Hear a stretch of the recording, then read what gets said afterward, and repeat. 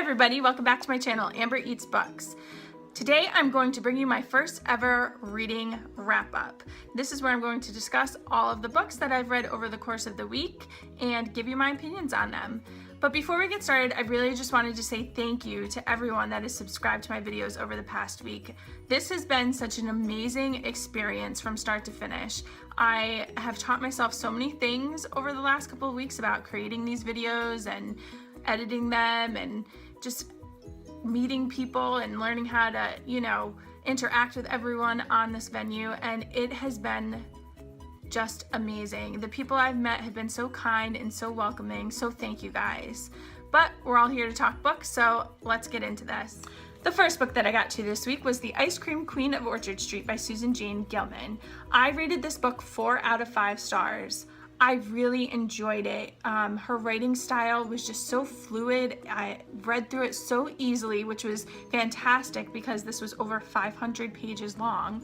But I just read it in a couple of sittings. I loved how we got a history of ice cream in America through this book. She, wove it in there beautifully. The main character wasn't very likable, but I loved watching her life story unravel and going along on that journey with her. I also felt that there were some pretty good life lessons that were, explored in this book. So just overall, I loved it, highly recommend it. The next book I got to this week was Homegoing by Yaa Gyasi. I actually don't have a copy of this book because I had to return it to the library.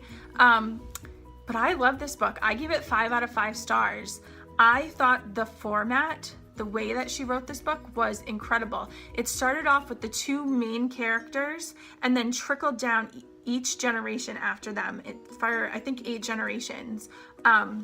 It was just fantastic. Every chapter was a new character. So you started off with the 2 main characters, Effia and Essie, and they told their story. So you got this backstory started, this long time ago, and then with each new chapter and each new character that was introduced, you got to see how their life impacted all the generations below them and how each of those generations below them were able to progress just a little bit more and to be able to take a little bit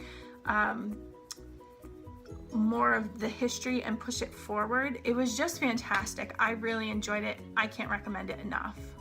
The next book I read this week was In a Dark, Dark Wood by Ruth Ware.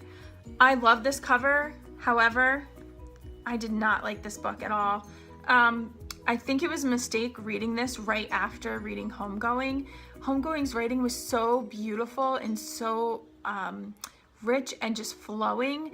And when I started this, the writing felt almost naked in comparison. It was just so stark. It was just plain, and the characters were kind of flat for me. I also thought the whole storyline itself was just, the first half of the book was like, okay, what are they doing? It's taking forever to get to the actual point of the story. And then the second half, even though the action picked up, I felt like the story just was so predictable. I predicted the ending to this not even a quarter of the way through. So I don't know, I don't really recommend this, but maybe someone else out there might like it.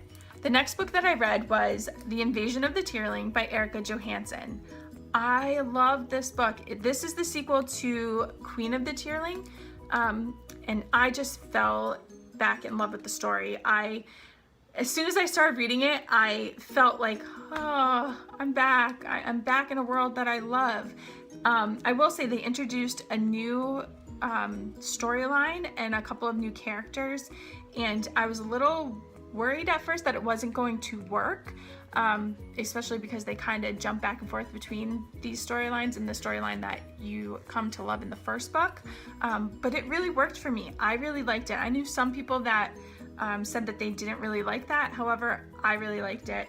I gave it 5 out of 5 stars. Like I said, please go out and read this series. And the last book I got to this week was The Winter People by Jennifer McMahon. I rated this book 3 out of 5 stars. The story was kind of predictable. It's like a suspense thriller type book. It reminded me more of a PG-13 kind of, horror movie than anything else. However, I really did enjoy Jennifer's writing. I liked her cast of characters. I just felt that in some areas, it just wasn't what I wanted it to be.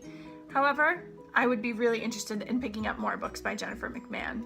So those are all the books I read this week. What are you reading? Did you read any of these books? Did you like them? Please let me know in the comments below.